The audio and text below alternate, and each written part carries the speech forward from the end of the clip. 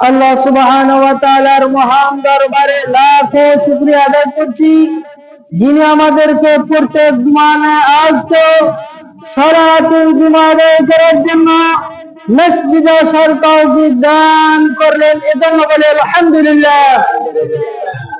দরুদ ও সালাম বর্ষিত হোক মানবতার মুক্তিদূত মহানবী বিশ্ব নবী মুহাম্মদুর রাসূলুল্লাহ সাল্লাল্লাহু আলাইহি ওয়াসাল্লামের উপর, যিনি আমাদেরকে আল্লাহর বিধিবিধান পুঙ্খানুপুঙ্খভাবে পৌঁছে দিয়েছেন সাল্লাল্লাহু আলাইহি ওয়াসাল্লাম। আজকের জুমার খুতবার আলোচ্য বিষয় হচ্ছে যেই সব আমলে হজ ও উমরার সওয়াব পাওয়া যায়, যেই সব আমলে হজ ও উমরার সওয়াব পাওয়া যায়। যারা আল্লাহর সন্তুষ্টির উদ্দেশ্যে হজ করতে যায় এবং গিয়েছে, আশা করি তারা হজের সওয়াব পেয়েছে। আর আমরা যারা টাকা পয়সা কম থাকার কারণে হজ্জে যেতে পারি নাই, আল্লাহ যেন আমাদেরকে জীবনে একবার হজ করার তৌফিক দান করেন, আমিন।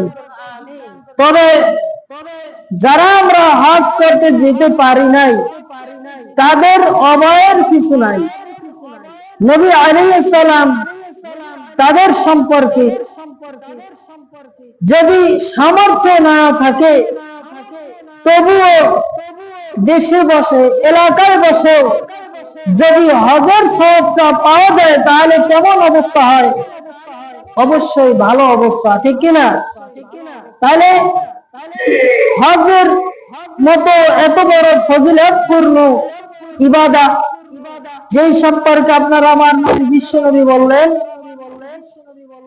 মান হাজ্জা লিল্লাহি ফালাম ইয়ারফুস ওয়া লাম ইয়াফসুক রাজাকা ইয়াউমিন ওয়ালাদাতহু উম্মুহ।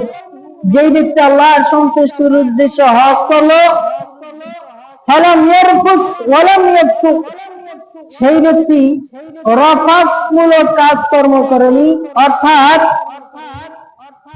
আল্লাহ বিরোধী, আল্লাহর অসন্তুষ্টিমূলক যৌন সম্ভোগ, স্ত্রীর সাথে মেলামেশা বা এই জাতীয় অনর্থক কাজ, ওয়ালাম ইয়াফসুক, ইয়াফসুক মানে ফুসুকি কাজ, তথা আল্লাহ বিরোধী কোনো কাজ, সীমালঙ্ঘনকারী মূলক কাজ করেনি যেই ব্যক্তি, রাজাকা ইয়াউমিন ওয়ালাদাতহু উম্মুহ, সেই ব্যক্তি যেন হজ করে এমন ভাবে ফিরল যেন সদ্য ভূমিষ্ঠ সন্তান। সুবহানাল্লাহ। নবী আলাইহিস সালাম বলেন, আন্নাল হাজ্জা ইয়াহদিমু মা কানা ক্বাবলাহু, হজ এমন একটি ইবাদত যে ইবাদতের কারণে আল্লাহ সুবহানাহু ওয়া তাআলা পূর্ববর্তী সমস্ত গুনাহগুলো মাফ করিয়ে দেন। সুবহানাল্লাহ। অপর বর্ণনা এসেছে, নবী আলাইহিস সালাম বলেন, আল উমরাতু ইলাল উমরা কাফারাতুল লিমা বাইনাহুমা, এক উমরার পরবর্তী উমরার মধ্যবর্তী সমস্ত গুনাহ আল্লাহ সুবহানাহু ওয়া তাআলা মাফ করে দেন। সুবহানাল্লাহ। নবী সাল্লাল্লাহু আলাইহি ওয়াসাল্লাম বলেন, ওয়াল হাজ্জুল মাবরুর লাইসা লাহু জাযাউন ইল্লাল জান্নাহ, যেই হজের মধ্যে কোনো অনর্থক, অশ্লীলতা, আল্লাহ বিরোধী কোনো কাজ করা হয় নাই, নবী আলাইহিস সালামের দেখানো পদ্ধতি মোতাবেক ইবাদত করলো, হজ্জের সকল বিধিবিধান পালন করলো, লাইসা লাহু জাযাউন ইল্লাল জান্নাহ, তার জন্য তার প্রতিদান শুধুমাত্রই জান্নাত। সুবহানাল্লাহ। তাই এত বড় ফজিলতপূর্ণ ইবাদত, ইসলামের মৌলিক ইবাদত, ইসলামের মৌলিক ইবাদত যদি দেশে বসে এলাকায় বসে পাওয়া যায় তাহলে সেটা আশ্চর্যজনিত বিষয়, সেটা অবশ্যই একটা মর্যাদাপূর্ণ বিষয়, ঠিক কিনা? নবী আলাইহিস সালাম কিছু আমল বললেন, যে আমলগুলো হজে না গেলেও দেশে বসে যদি সেই আমলগুলো করা যায়, আল্লাহ সুবহানাহু ওয়া তাআলা নবী সাল্লাল্লাহু আলাইহি সাল্লামের উম্মত, সেই উম্মতকে এই হজ্জের পরিপূর্ণ সওয়াব দান করে দিবে। সুবহানাল্লাহ। যেই সকল আমল করলে হজ ও উমরা করার সওয়াব পাওয়া যায়, তার মধ্যে 1 নম্বর আমল হচ্ছে নেক নিয়ত করা। হজ্জের জন্য নেক নিয়ত করা। হজ্জের জন্য কি করা? নেক নিয়ত করা, যে আল্লাহ আমাকে যেন জীবনে একবার হলে হজ করার তৌফিক দান করো। এরকম যদি মন থেকে অন্তর থেকে যদি নিয়ত করা যায়, আল্লাহ সুবহানাহু ওয়া তাআলা তাহলে হজের সওয়াব প্রদান করবেন কি করবেন না? নিশ্চয়ই দান করবেন। নবী আলাইহিস সালাম বলেন, قال الله عز وجل,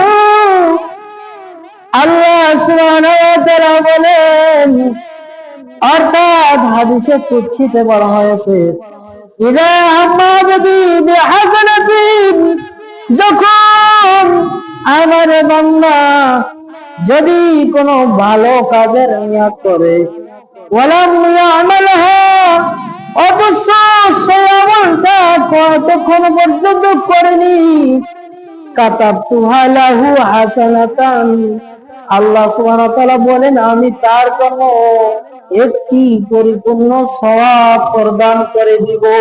সুবহানাল্লাহ। যদি কোনো ব্যক্তি হজ্জের জন্য নিয়ত করে, আল্লাহ সুবহানাহু ওয়া তাআলা তার নিয়ত কবুল করে নেন, তার জন্য সওয়াব প্রদান করে দিবেন। এরপরে নবী আলাইহিস সালাম বলেন, ফাইনা আমিলাহা, যখন আমার ওই বান্দা যখন সে আমলটা করে ফেলে, কাতাবতুহা আশারা হাসানাতিন ইলা 700 দিন, যখন আমার বান্দা সে আমলটা করে থেকে করা শুরু করে দেয়, তখন আমি তার জন্য 10 থেকে 700 গুণ পর্যন্ত ওই আমলের জন্য সব লিপিবদ্ধ করে দেই। সুবহানাল্লাহ। তাহলে কোন ব্যক্তি যদি হজ্জের নিয়ত করে, হজ করার জন্য নিয়ত করে, উমরা করার নিয়ত করে, তাহলে দেশে বসে সে সওয়াব পাওয়া যাবে কি যাবে না? অবশ্যই যাবে ইনশাআল্লাহ।